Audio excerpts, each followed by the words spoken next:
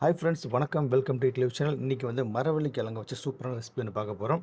மரவள்ளி கிழங்கு நம்ம வந்து வேக வச்சு சாப்பிட்ருப்போம், சிப்ஸாக சாப்பிட்ருப்போம், ஏன் பொரியல் கூட இப்போ செஞ்சு சாப்பிட்ருப்போங்க. இன்றைக்கி வந்து நம்ம வந்து ஒரு ஆஃப்ரிக்கன் ட்ரெடிஷ்னல் ஸ்டைலில் ஒரு உணவு செய்ய போகிறோம். வாங்க எப்படி செய்யுதுன்னு பார்க்கலாம். அதுக்கு வந்து ஒரு மரவள்ளி கிழங்கு எடுத்துக்கலாம், ஒரு பீஸு. அதை நல்லா தோல்லாம் ஒழிச்சு எடுத்துக்கலாம். அதுக்கப்புறம் வந்து அதை சின்ன சின்ன பீஸாக கட் பண்ணி போட்டு தண்ணியில் போட்டு நல்லா கழுவி எடுத்துக்கலாம். ஸோ வாஷ் பண்ணி எடுத்து அதை அப்படியே வந்து மிக்சியில் போட்டுக்கலாம்.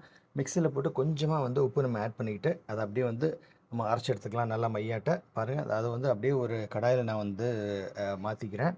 மாற்றிக்கிட்டு இதை வந்து அப்படியே ஹீட் பண்ண போகிறோம்.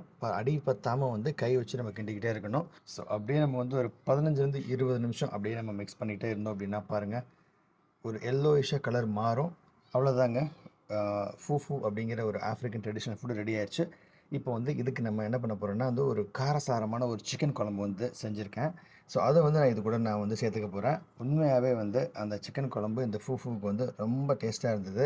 ஸோ இது வந்து பார்த்திங்கன்னா வந்து நல்லா ஜெல்லி மாதிரி சின்ன பசங்க சூப்பராக விளையாடுறதுக்கு நல்லாயிருக்கும் நான் நினைக்கிறேன்.